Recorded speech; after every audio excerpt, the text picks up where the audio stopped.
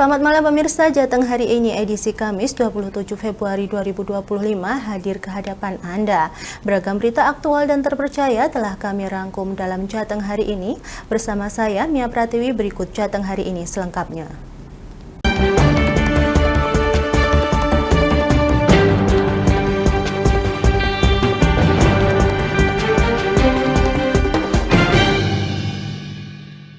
Kasus dugaan penggelapan dana desa Tanjung di Kecamatan Sulang telah memasuki babak baru.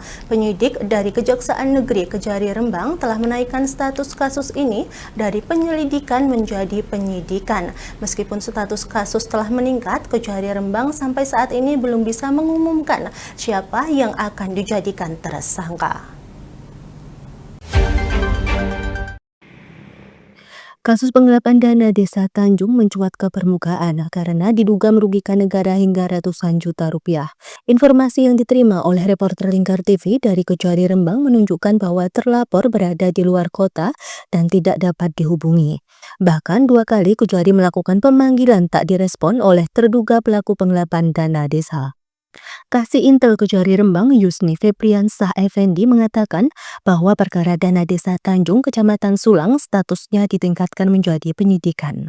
Pihaknya telah melakukan pemeriksaan terhadap sejumlah pihak terkait termasuk kepala desa, perangkat desa, hingga Badan Permusyawaratan Desa BPD. Meskipun status kasus telah meningkat, Yusni menyatakan belum dapat mengumumkan siapa yang akan dijadikan tersangka. Pihaknya masih menunggu hasil audit dari Inspektorat Kabupaten Rembang yang saat ini sedang berlangsung. Sampai hari ini statusnya sudah ditingkatkan ke penyidikan. Dari penyelidikan itu tim kita sudah melakukan pemeriksaan ke beberapa pihak dari mulai perangkat desa hingga pihak-pihak lainnya yang kita butuhkan. Kemudian untuk saat ini prosesnya juga masih kita minta bantuan audit dari Inspektorat Kabupaten Rembang. Gitu. Hasil auditnya sudah keluar, Pak? Hasil auditnya sampai saat ini belum keluar, Mas, karena baru beberapa waktu yang lalu kita mintai audit. Sekarang masih dalam proses audit. Pak, kalau terlapornya siapa, Pak, di kasus Tanjung itu? Terlapornya untuk saat ini sekretaris desa, ya. Sekretaris desa, terlapornya sekretaris desa untuk saat ini. Yang bersangkutan sudah berapa kali dipanggil? Yang bersangkutan sudah 2 kali kita panggil, tapi yang bersangkutan sampai hari ini belum datang. Dan di proses penyidikan ini kita akan lakukan pemanggilan lagi. Nanti kalau sudah beberapa kali kita panggil juga belum datang, nanti kita akan ambil sikap seperti apa. Yusni menambahkan memberikan bocoran bahwa terlapor dalam kasus ini adalah Sekretaris Desa Tanjung. Pemanggilan sudah dilakukan kepada yang bersangkutan, namun belum pernah hadir di Kejari Rembang. Dari Rembang, Fikirio, Lingkar TV melaporkan. Pemirsa, jalan yang rusak di Kabupaten Jepara sering dikeluhkan oleh masyarakat luas, terlebih di saat musim hujan seperti saat ini, di mana kondisi jalan menjadi lebih parah dan banyak lubang. Menanggapi permasalahan ini, Bupati dan Wakil Bupati Jepara menargetkan dalam 100 hari kerjanya melakukan perbaikan jalan sepanjang 101 km. Wakil Bupati Jepara Muhammad Ibnu Hajar menyampaikan salah satu program kerja yang akan dilakukan Bupati Witiarso Utomo dan dirinya dalam 100 hari pertama, yakni infrastruktur, di mana akan menargetkan 101 km perbaikan jalan. Muhammad Ibnu Hajar menjelaskan jika saat ini tengah dilakukan perbaikan jalan sepanjang 10 km dari total target 101 km. Tak hanya itu, pihak Pemkab Jepara juga tengah menjalin kerjasama dengan pihak ketiga guna melakukan perbaikan jalan provinsi, yaitu Jalan Jepara Klet. Kami mempunyai target 101 km jalan di Jepara ini diperbaiki, dan tadi baru 10 km. Jadi ya, baru 10 km. Kalau 101 dikurangi 10 berarti berapa? 91. Nah, tinggal 91 km untuk 100 hari pemerintahan ke depan. Di tengah efisiensi anggaran ini gimana? Isinya soal infrastruktur lah. Oh ya, kita lihat dulu nanti. Cuma kita lihat kan terkait efisiensi ini kan belum tahu itu ya Pak Arif ya. belum tahu yang mana yang diefisiensikan belum. Nah, keterlibatan. Terus ya itu juga kemarin kami sudah komunikasi dengan PLTU untuk segera membantu mengerjakan jalan provinsi biar Lebaran bisa mulus. Sementara itu, Kepala DPUPR Kabupaten Jepara, Ari Bahtiar menyampaikan jika dalam upaya pemenuhan program 100 hari kinerja Bupati dan Wakil Bupati, terdapat 6 titik yang secara bersamaan dilakukan pemeliharaan jalan dengan pendanaan yang bersumber dari dana APBD.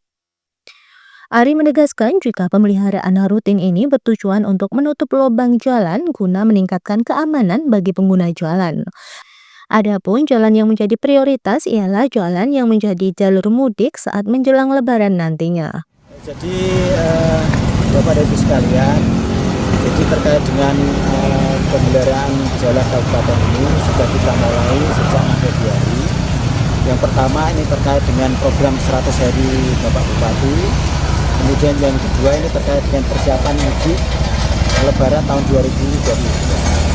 Saat ini kita berada di Jalan Kadinah, salah satu titik dari 6 titik perbaikan jalan secara serentak di Kabupaten Jepara.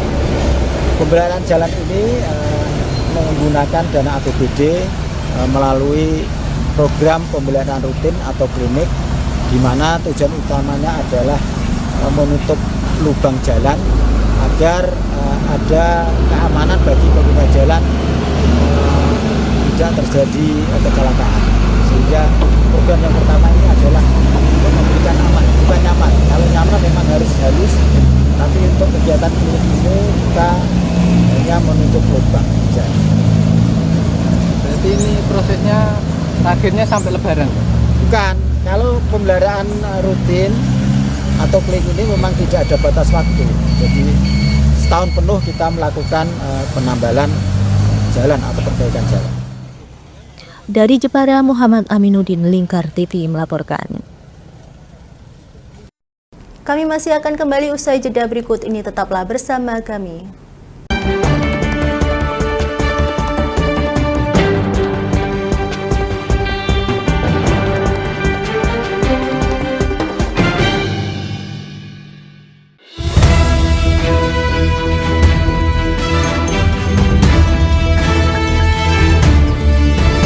Menemani pagi Anda dengan menyajikan berita nasional dan regional yang dikupas secara akurat dan aktual untuk awali hari.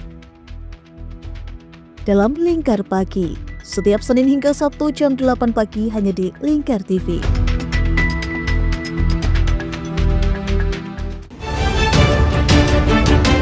Menyajikan berita dan informasi pilihan untuk meringkas hari dan membuka wawasan terkini. Menjadikan sore Anda lebih bermakna bersama Lingkar Petang.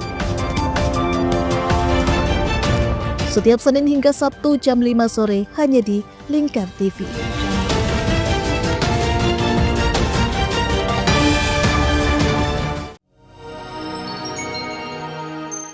Selain si retinol ini, coach itu ngomongin retinol apa sih dok sebenarnya retinol itu? Bagus sih programnya. Yang saat ini ya kayaknya sudah beberapa tahun yang Wah, boleh banget nih ditonton setiap hari. Meanwhile,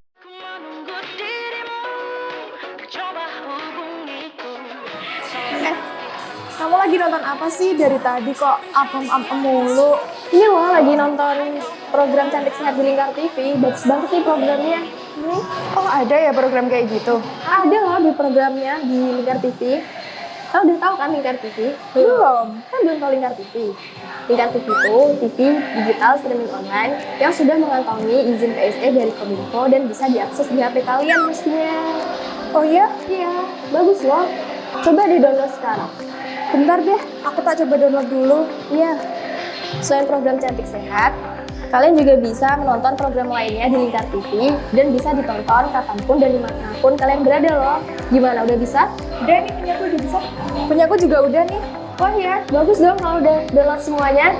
Tunggu apa lagi? Sekarang giliran kamu download aplikasi Lingkar TV di Play Store.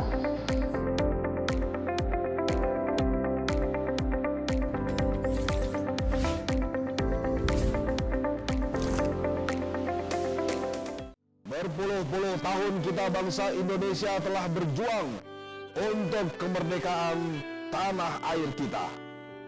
Mengupas sejarah Indonesia yang penuh makna. Merdeka atau mati. Berbagai informasi sejarah yang ada di Indonesia, sejarah tradisional warisan bangsa. Semua terangkum dalam Aku Indonesia, setiap Senin sampai Sabtu jam 7 sampai jam 11 siang, hanya di Lingkar TV.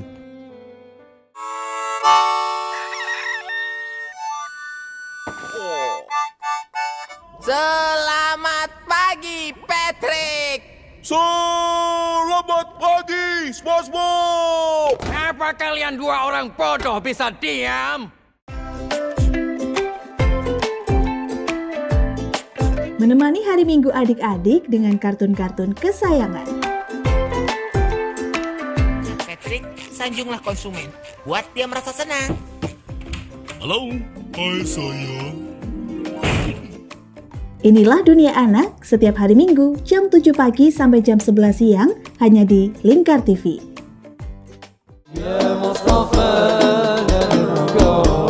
Sirami rohani dengan majelis-majelis penyejuk hati, sajian tayangan hiburan dengan lagu-lagu Islami dan dakwah.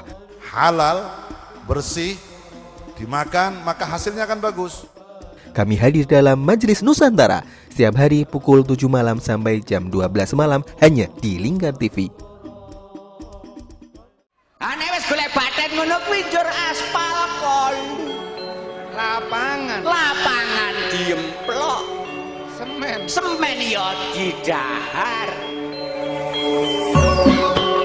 Memberi hiburan malam Anda yang dikemas dalam budaya Jawa, nguri-nguri budaya, hadir setiap hari jam 00.30 sampai jam 3 dini hari hanya di Lingkar TV.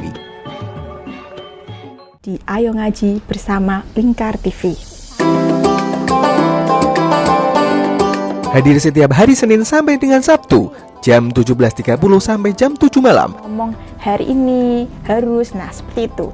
Anda akan ditemani ustadz-ustadzah untuk belajar huruf-huruf hijaiyah dan ilmu Al-Quran. Saksikan terus Ayo Ngaji hanya di Lingkar TV.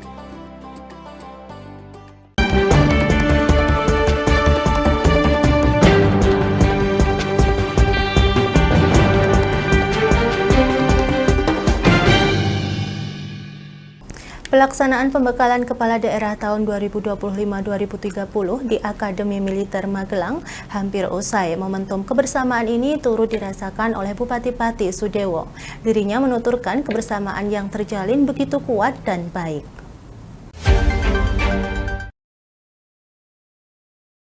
Bupati Pati Sudewo berada satu tenda dengan Bupati Blora Arif Rohman dan Bupati Batang M. Faiz Kurniawan.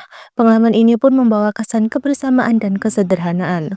Momen tersebut pun bisa mengingatkan kembali kepala daerah agar dapat bersinergi bersama dan selalu merakyat. Sudewo menuturkan sangat terkesan dengan materi yang disampaikan oleh Menteri Dalam Negeri, Menteri Pendayagunaan Aparatur Negara dan Reformasi Birokrasi, Menteri Keuangan, serta Lembaga Ketahanan Nasional Republik Indonesia yang dapat menjadi bekal memimpin Kabupaten Pati. Atau orientasi kepemimpinan yang diselenggarakan oleh Menteri Dalam Negeri atas perintah Bapak Presiden Bapak Prabowo. Selama saya di sini, alhamdulillah banyak hal-hal yang positif yang bisa saya temui, yang saya alami. Di antaranya adalah materi dari Menteri Dalam Negeri, Menteri dari Menpan RB, Menteri dari Menteri Keuangan, dari Lemhanas dan berbagai menteri. Itu menambah pengetahuan dan wawasan saya untuk sebagai bekal memimpin Kabupaten Pati. Wawasan kebangsaan sangat penting. Kami bisa lebih tahu kondisi Indonesia seperti apa dan cita-cita Indonesia ke depan seperti apa untuk saya menyesuaikan arah kebijakan pembangunan Kabupaten Pati dengan semangat untuk selalu berbuat yang terbaik untuk Kabupaten Pati, selalu berbuat yang terbaik untuk Indonesia. Insya Allah akan bermanfaat untuk kepemimpinan saya dan bermanfaat untuk rakyat Kabupaten Pati. Di sini, di tenda ini sederhana, saya dengan Bupati Blora dengan Bupati Batang, dan setiap tenda itu 3 bupati, 3 wali kota.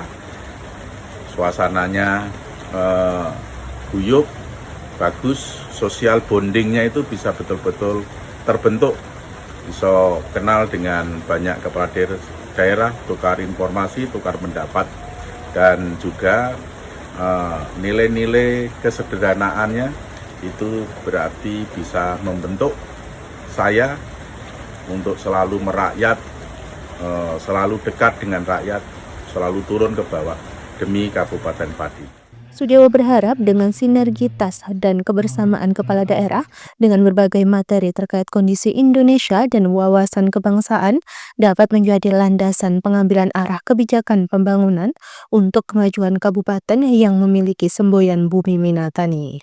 Dari Pagelang, Mutia Parasti, Lingkar TV melaporkan.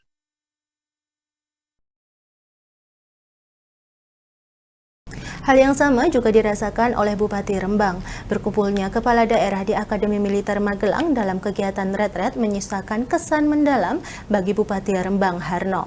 Dirinya menyebut pertemuan kepala daerah seluruh Indonesia ini merupakan ajang berbagi strategi untuk memajukan wilayah masing-masing.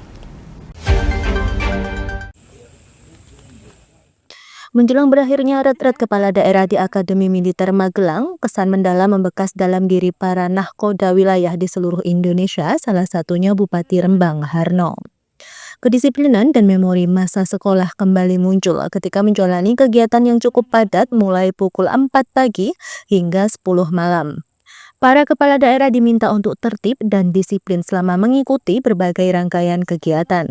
Bupati Rembang Harno menuturkan mendapat berbagai ilmu terkait strategi pembangunan daerah yang selaras dengan visi misi dan program pembangunan Presiden Republik Indonesia Prabowo Subianto. Pengalamannya sangat menyenangkan, menggembirakan, semangat, dan ingat masa waktu sekolah juga. Jadi ini benar-benar pengalaman, sangat senang, pengalaman yang menarik dan sejarah buat kita semua bupati, wali kota, gubernur. Jadi kita bisa kenal semuanya bersatu. Ingat waktu kemah zaman sekolah dulu juga ya, saling kenal, saling semuanya, mengikuti kegiatan dari bangun pagi jam 4 harus bangun pagi, lanjutkan sholat subuh, lanjutkan olahraga, lanjutkan kegiatan yang lain kadang sampai jam 10 malam, kadang sampai setengah 11. Itu sangat menarik dan menyenangkan dan sangat bersejarah. Ya semuanya mengena, dan terutama kita bisa silaturahmi, bisa saling kenal, semua bupati, wali kota, gubernur, dan bapak-bapak menteri kita bisa saling komunikasi, silaturahmi, dan membagi ilmu. Itu yang terpenting. Bisa menjalankan visi misinya, janji politiknya, dan disinkronkan kepada visi misi Bapak Gubernur dan juga cita dari Bapak Presiden. Jadi sinkron dari pusat ke provinsi dan ke daerah.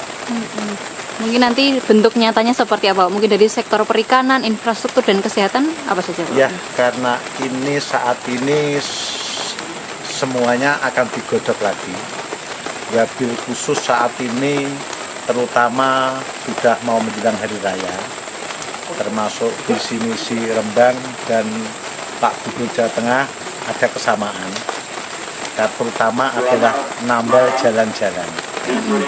Ini yang sangat dibutuhkan masyarakat, sehingga hari raya minimal jalan-jalan provinsi, kabupaten, sing lubang besar-besar tertutup, sehingga kendaraan nyaman dan tidak terjadi kecelakaan. Itu yang sangat dibutuhkan saat ini. Harno menambahkan usai mengikuti retret bakal langsung melakukan serah terima jabatan pada Sabtu 1 Maret 2025. Bersama pasangannya Hanis Kolil Pero, ia akan fokus terhadap perbaikan jalan untuk memberikan kenyamanan mudik masyarakat di momen libur Lebaran 2025. Dari Magelang, Mutia Parasti, Lingkar TV melaporkan.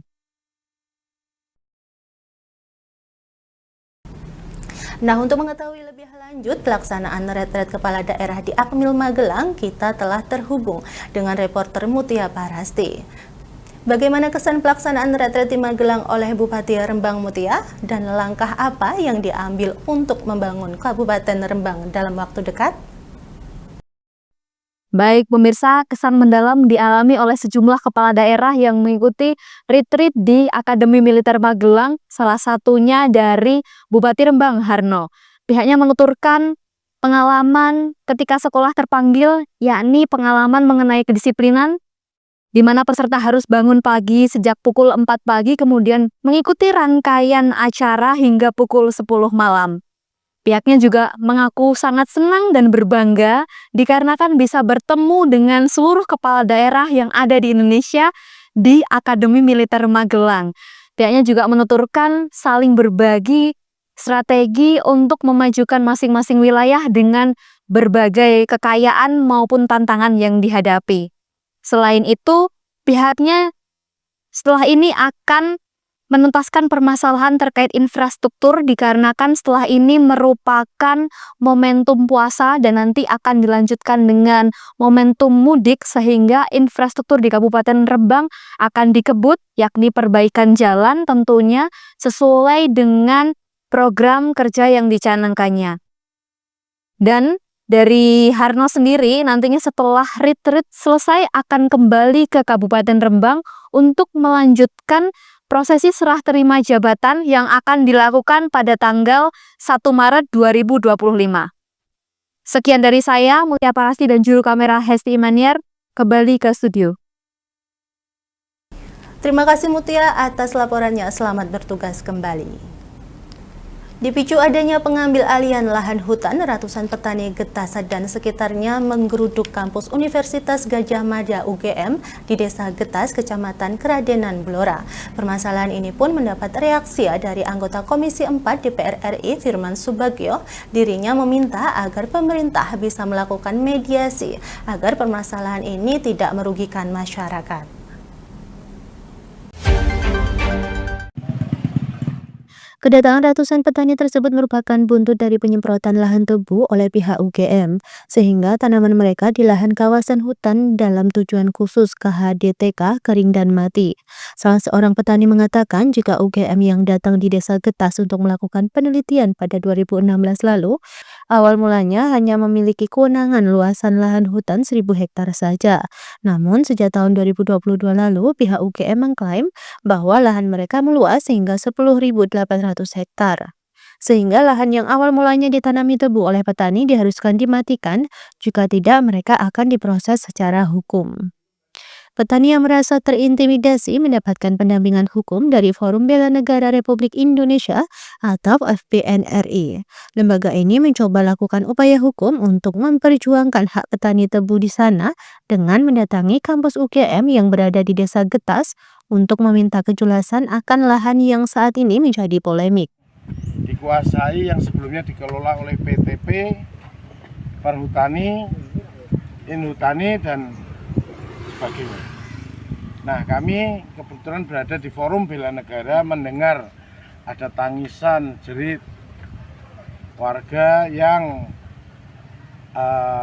lahannya dikurangi atau disemprot sama oleh oknum akademisi yaitu UGM. Kedatangan kami untuk menyampaikan apabila UGM mau memiliki lahan, bicara baik-baik dengan saya ahli waris, saya kuasa hukum ahli waris Subayari Negoro beserta ada pengawas aset Kasunanan Surakarta. Pihak UGM yang diwakili oleh Direktur Pengelola KHDTK, Triatmojo, mengatakan akan mengkaji dan mempelajari lebih lanjut akan tuntutan warga Getas dan sekitarnya. Jadi, yang pertama ya saya mengucapkan terima kasih kehadiran saudara-saudara saya dari Getas yang memang memperjuangkan apa yang selama ini telah diyakininya. Kami mengucapkan terima kasih kedatangannya dan kami akan selanjutnya memang ini saya baru pertama kali mendapatkan ini informasi ini. Jadi mohon maaf, kami akan mempelajari ini terlebih dahulu, dan kami akan menganalisis bagaimana aspek legalitas pertama, karena kita ada di negara hukum, dan kedua pada aspek-aspek sosial masyarakatnya di sini. Sementara itu, anggota Komisi 4 DPR RI Firman Subagio meminta agar pemerintah bisa melakukan mediasi kepada masyarakat setempat agar tidak dirugikan. Pertama begini, kita harus memahami duduk persoalan daripada lahan itu sendiri. Karena lahan ini, apakah lahan pertanian yang dikelola petani ini merupakan kawasan hutan yang dikelola perhutani atau non perhutani. Nah, kalau itu non perhutani, maka itu KLHK memang punya kewenangan untuk mengatur itu. Dan kemudian kalau itu lahan yang dikelola perhutani, maka perhutanilah yang punya kewenangan untuk bekerja sama atau melimpahkan kepada siapapun yang akan mengelola daripada kawasan hutan kehutanan yang dikelola perhutani. Itu prinsip dasarnya ada di situ. Nah, kemudian walaupun demikian, kalau memang itu lahan kehutanan dan warga yang merasa bahwa itu adalah lahan milik mereka yang dikuasai selama kurun waktu tertentu ini, kalau memang keberadaannya sudah cukup lama, maka harusnya mereka itu mengajukan ke pemerintah untuk dilakukan inklaf. Inklaf itu adalah pemisahan daripada hak kawasan hutan lain, sehingga hak kelolanya itu diserahkan pada warga masyarakat. Nah, ini yang sering kita lakukan. Oleh karena itu, di dalam rencana tata ruang itu biasanya adalah ketika kita akan melakukan tata ruang wilayah, itu ada ketentuan. Satu adalah bagi wilayah-wilayah hutan yang akan dilakukan tata ruang, bila mana di situ ada penduduk yang udah existing, penduduk yang sudah cukup lama turun-temurun, itu ada di inklaf. Itu ketentuannya. Nah, yang saya lihat di sini adalah kemungkinan ya, karena kami belum juga bisa ketemu langsung. Ini kan ada dualisme ya. Di sini petani merasa dia diserobot lahannya karena mereka punya hak, merasa sudah mengelola lahan itu sudah cukup lama. Dan kemudian muncullah surat keputusan daripada Menteri Lingkungan Hidup dan Kehutanan, itu nomor 632 tahun 2016, ini memberikan kewenangan atau pelimpahan kepada Universitas Gadjah Mada. Nah, ini juga harus dilihat apakah yang dilimpahkan ini tadi kembali, apakah itu lahan yang memang masih haknya kehutanan atau lahan itu miliknya perhutani. Nah, ini yang harus clear di situ. Nah, oleh karena itu nanti akan kami tanyakan, kebetulan hari ini sebentar lagi kita akan rapat dengan Kementerian Lingkungan Hidup, Kementerian Kehutanan, nanti akan kita pertanyakan tentang persoalan ini supaya betul-betul ada klarifikasi baik dari pemerintah maupun juga dari masyarakat. Dan harapan kami adalah yang penting itu sekarang ini agar betul-betul pemerintah bisa melakukan mediasi terhadap apa yang dituntut masyarakat ini. Karena selama ini di daerah kami ya, di Dapil 3, memang banyak sekali kawasan hutan yang dikelola ya, oleh kelompok masyarakat tanpa melalui mekanisme yang benar. Karena tidak ada sosialisasi, tidak ada edukasi, sehingga kalau ada lahan kehutanan yang tidak tanaman tegaan, itu dianggap lahan terlantar sehingga dimanfaatkan petani untuk kepentingan yang lain. Nah, ini yang harus clear di situ. Ya. Tim Liputan Lingkar TV melaporkan. Kami masih akan kembali usai jeda berikut ini, tetaplah bersama kami.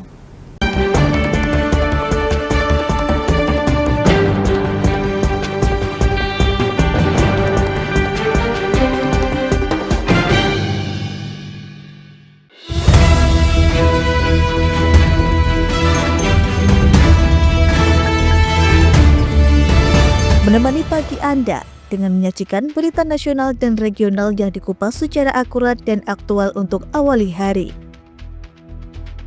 Dalam Lingkar Pagi, setiap Senin hingga Sabtu jam 8 pagi hanya di Lingkar TV.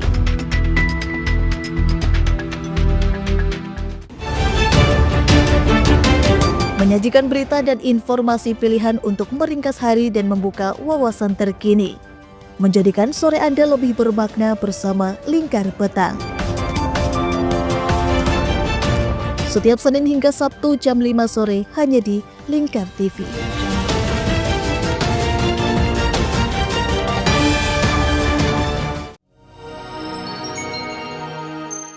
Selain si retinol ini, kalau gitu ngomongin retinol apa sih dok sebenarnya retinol itu?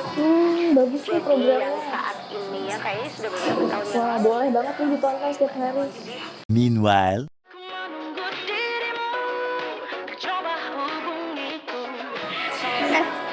Kamu lagi nonton apa sih dari tadi kok apem-apem mulu?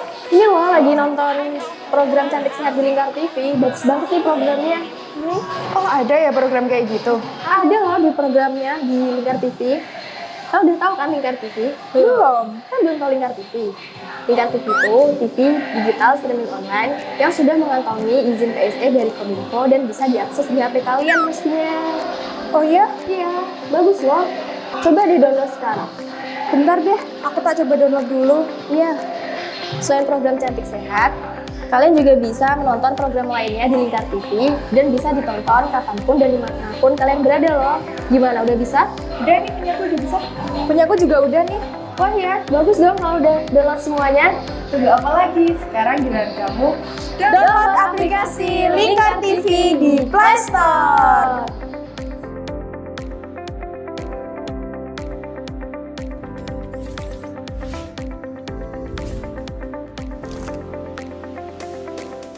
Berpuluh-puluh tahun kita bangsa Indonesia telah berjuang untuk kemerdekaan tanah air kita.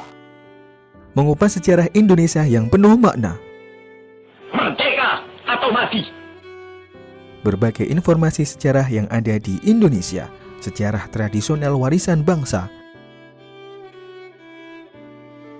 Semua terangkum dalam Aku Indonesia, setiap Senin sampai Sabtu jam 7 sampai jam 11 siang, hanya di Lingkar TV.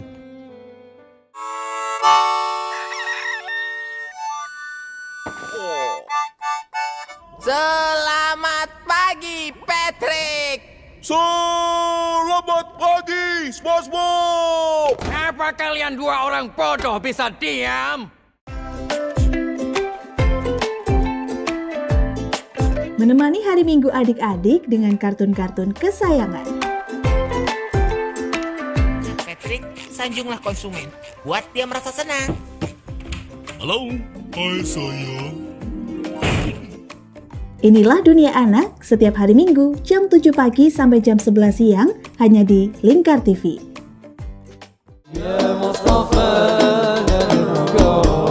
Sirami rohani dengan majelis-majelis penyejuk hati, sajian tayangan hiburan dengan lagu-lagu Islami dan dakwah. Halal, bersih, dimakan maka hasilnya akan bagus. Kami hadir dalam Majelis Nusantara setiap hari pukul 7 malam sampai jam 12 malam hanya di Lingkar TV. Ane wis golek baten ngono kuwi njur aspal kon. Lapangan diemplok. Semen ya didahar. Memberi hiburan malam Anda yang dikemas dalam budaya Jawa, nguri-nguri budaya, hadir setiap hari jam 00.30 sampai jam 3 dini hari hanya di Lingkar TV. Di Ayo Ngaji bersama Lingkar TV.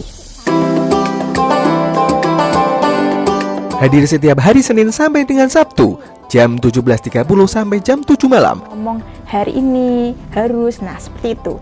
Anda akan ditemani ustadz-ustadzah untuk belajar huruf-huruf hijaiyah dan ilmu Al-Quran. Saksikan terus Ayo Ngaji hanya di Lingkar TV.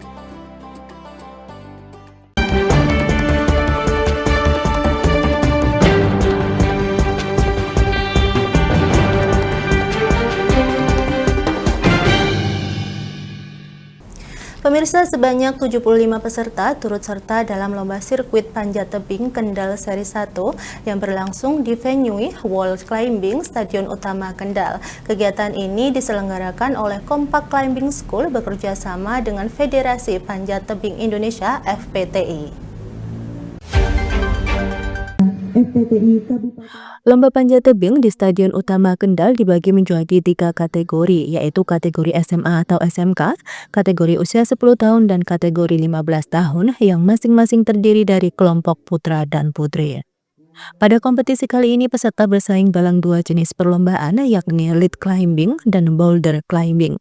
Sementara kategori speed climbing tidak dilombakan. Ketua Panitia Pelaksana Yulia Susanti menjelaskan bahwa tujuan utama dari lomba ini adalah untuk mempersiapkan atlet-atlet panjat tebing yang akan bertanding di Pekan Olahraga Pelajar Daerah (Popeda) maupun Pekan Olahraga Provinsi (Porprov) Jawa Tengah. Climbing School. Pesertanya ada 75 orang peserta yang dibagi menjadi 3 kategori SMA, kemudian U15, U10 yang terdiri dari putra maupun putri. Ini persiapan untuk Poprov juga atau gimana? Iya, untuk persiapan Popda sama Poprov nantinya. Harapannya nanti dari kegiatan ini semua atlet yang terpilih bisa menjadi atlet yang tingkat nasional. Tujuan kami seperti itu.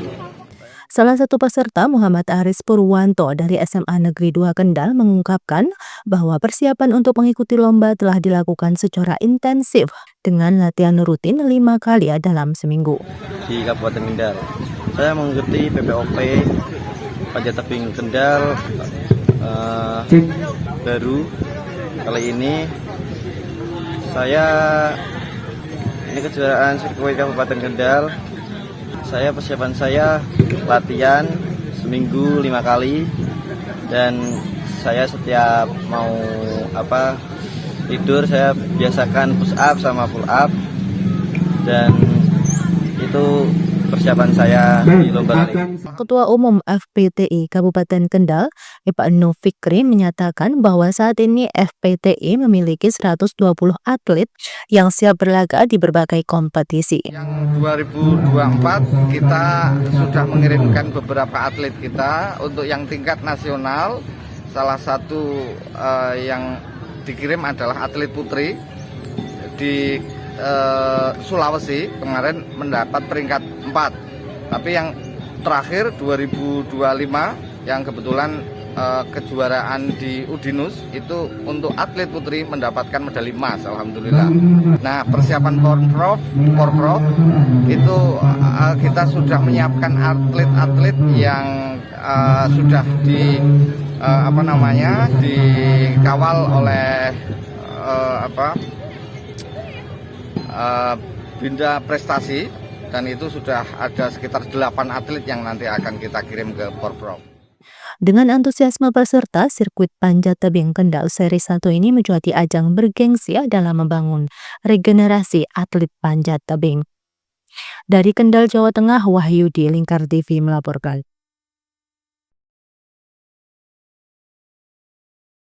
Pemirsa, menjelang Ramadan menjadi berkah tersendiri bagi seorang mantan kuli panggul di Kudus yang kini menjadi pengrajin peci. Permintaan pecinya meningkat signifikan hingga 50% sejak sebulan terakhir. Bahkan pesanan terus bertambah setiap hari menjelang bulan suci Ramadan.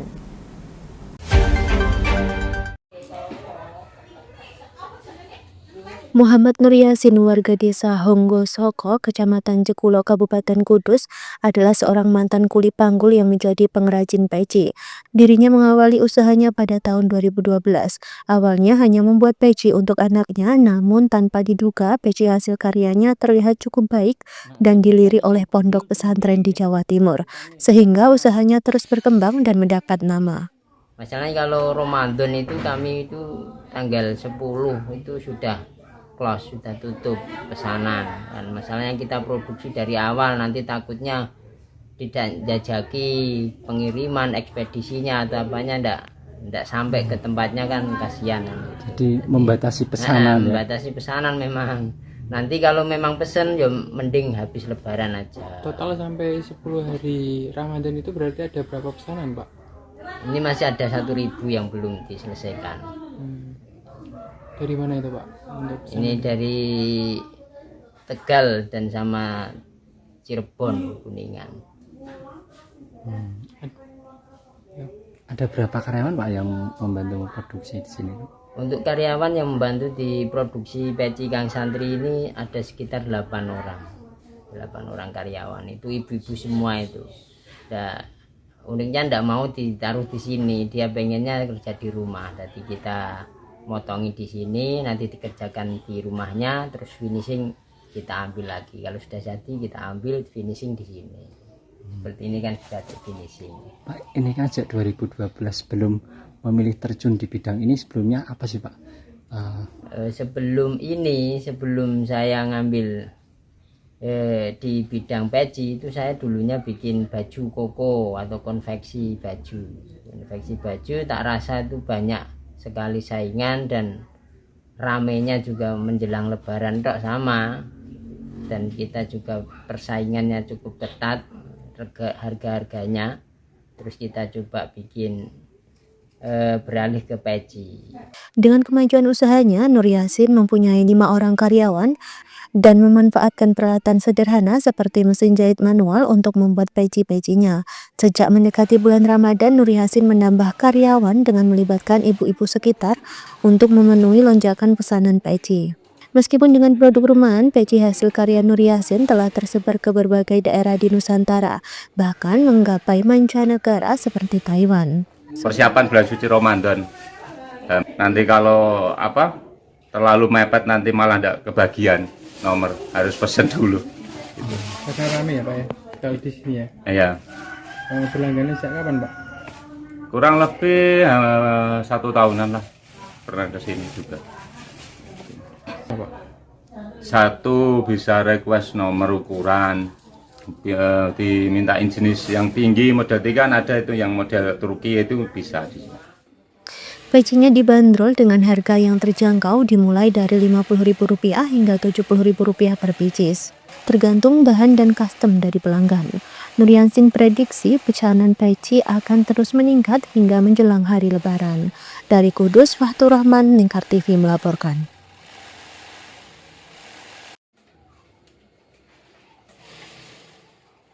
Pemirsa, Jateng hari ini berakhir sampai di sini. Saya Mia Pratiwi, mewakili kerabat kerja yang bertugas pamit undur diri dari hadapan Anda. Selamat malam dan sampai jumpa.